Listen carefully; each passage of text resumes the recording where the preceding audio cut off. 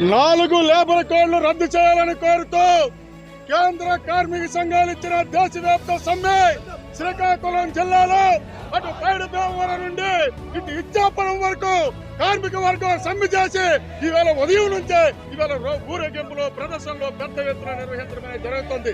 ఇది కేంద్ర రాష్ట్ర ప్రభుత్వాలకి ఇది ఒక హెచ్చరిక చెప్పి సందర్భంగా మేము తెలియజేస్తున్నాం. ఈ రోజు తరతరాలుగా కార్మిక వర్గం ఆత్మ బలిదానాలతో సాధించుకున్న కార్మిక చట్టాలను 44 చట్టాలను ఇవాళ బీజేపీ ప్రభుత్వం 4 లేబర్ కోడ్లుగా మార్చి కార్మిక వర్గానికి తీవ్రమైన ద్రోహం చేసింది. అంతేకాదు ఈ రాష్ట్రంలో ఉండే తెలుగుదేశం ప్రభుత్వం కూటమి ఈ రోజు 8 గంటల పనిదినాన్ని 10 గంటలు చేయాలని చెప్పి జీవో తీసుకుని వచ్చింది. ఇది ఎంత దుర్మార్గమైన చర్య. ఈవేళ కార్మికుల తాలూకు నిజ వేతనాలు ఈ కాలంలో 10% పడిపోతే కార్పొరేట్ సంస్థల లాభాలు 35% నుంచి 53% ఇవాళ లాభాలు పెరిగినాయి. ఇవాళ కనీసం స్కీమ్ వర్కర్లు ఉన్నారు, అదేవిధంగా కాంట్రాక్ట్ కార్మికులు ఉన్నారు. ఏ ఒక్కరికి కూడా ఇవాళ కనీస వేతనాలు కానీ పిఎఫ్లు కానీ ఈఎస్ఐ కానీ ఏమీ లేవు. ఈ రోజు విద్యుత్ సంస్థను ప్రైవేటీకరణ చేయడానికి 2022 విద్యుత్ చట్టాన్ని తీసుకొచ్చి ఇవాళ ఆదాయానికి అప్పచెప్పేస్తారు. స్మార్ట్ మీటర్ పేరుతోని ఇవాళ దోపిడీ కొనసాగించడానికి ప్రయత్నం చేస్తారు. ఈ విధానాలకు వ్యతిరేకంగా ఈవేళ ఈ శ్రీకాకుళం జిల్లాలో భారీ ఎత్తున సమ్మెలో పాల్గొంటూ ఉద్యమాలు ఉధృతం చేస్తాం.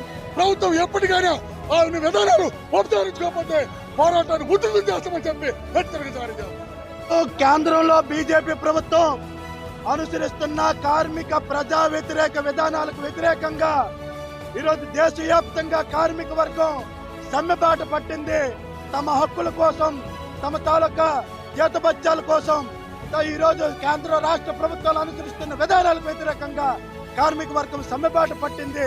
ఈ రోజు అందులో భాగంగానే హెచ్ఎల్ ప్రాంతంలో ఉన్నటువంటి కార్మికులందరూ కూడా సమ్మె చేస్తున్నాము. ఈ రోజు కార్మిక వర్గం తరతరాలుగా పోరాడి సాధించుకున్నటువంటి కార్మిక చట్టాలని ఈ రోజు యజమానులకు అనుకూలంగా, కార్పొరేట్లకు అనుకూలంగా ఈ రోజు కేంద్రంలో బీజేపీ ప్రభుత్వం మారుస్తుంది. దీనికి వ్యతిరేకంగా కార్మిక వర్గం అంతా కూడా కదలొస్తుంది.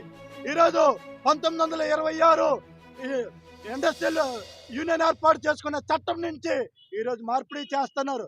కార్మికుడు యూనియన్ పెట్టుకునే చట్టానికి దూరం అవుతున్నాడు, యూనియన్ సమ్మె చేసే చట్టానికి దూరం అవుతున్నాడు ఈ కొత్త నిబంధనల ద్వారా.